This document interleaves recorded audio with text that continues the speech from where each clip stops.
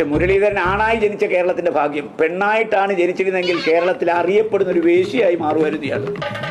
ആണായി ജനിച്ചത് നമ്മുടെ ഭാഗ്യമാണ് ഈ കോൺഗ്രസ് പാർട്ടിയിൽ. ഇല്ലെങ്കിൽ ഇയാൾ ഈ പാർട്ടിയെ നാട്ടി തന്നെ പെണ്ണായിരുന്നെങ്കിൽ. വാസവദത്തയുടെ ചാരിത്ര പ്രസംഗം പോലെ ഞാൻ ഇതിനെ കാണും. വാസവദത്ത ജീവിച്ചിരുന്ന ഇപ്പൊ എനിക്കെതിരെ കേസ് കൊടുക്കും. മുരളീധരന്റെ പേരും വാസവദത്തയുടെ പേരുടെ കൂട്ടി വായിച്ചിട്ട് അവർക്കും ക്ഷീണമാണ്. അങ്ങനെ ഒരാളാണ് രാജ്മോഹൻ ഉണ്ണിത്താനെ അനാശാസ്യ നടപടി എന്ന് പറഞ്ഞ് അദ്ദേഹം പറഞ്ഞിരിക്കുന്നത്. കേരളത്തിൽ നിന്ന് ജീവിച്ചിരിക്കുന്ന ഒരു പാർലമെന്റ് അംഗവും ഞാനും കൂടെ ശ്രീ കെ കരുണാകരനെ കാണാൻ ചെന്നപ്പോൾ അദ്ദേഹം പറഞ്ഞു, മേലാൽ മുരളീധരൻ ക്ലിഫ് ഹൗസിൽ വരുമ്പോൾ ഒറ്റയ്ക്ക് വരരുത്, ഭാര്യയുമായി വരണം എന്ന് പറഞ്ഞേക്കണം. ഞാൻ പറഞ്ഞേക്കാം. അതിന്റെ അർത്ഥം നിങ്ങൾക്ക് മനസ്സിലായി കാണും, ഈ കേട്ടവർക്കെല്ലാം മനസ്സിലായി കാണും എന്താ കരുണാകരൻ പറഞ്ഞതിന്റെ ഉദ്ദേശം. മുരളീധരനെ കുറിച്ചൊരു പുസ്തകം എഴുതിയാൽ ഒരു പുതിയ കാമശാസ്ത്രം ഒരു പുസ്തകം കൂടി ഉണ്ടാക്കേണ്ടി വരും, പഴയത് കൂടാതെ. അതുകൊണ്ട് ഞാൻ അയാളുടെ ചാരിത്രത്തെ കുറിച്ചൊന്നും അധികം പറയാൻ ഞാൻ ഉദ്ദേശിക്കുന്നില്ല. വരാന്തയിലൊന്ന് കയറി കിടന്നോട്ടോന്ന് ചോദിച്ചു, കിടന്നു.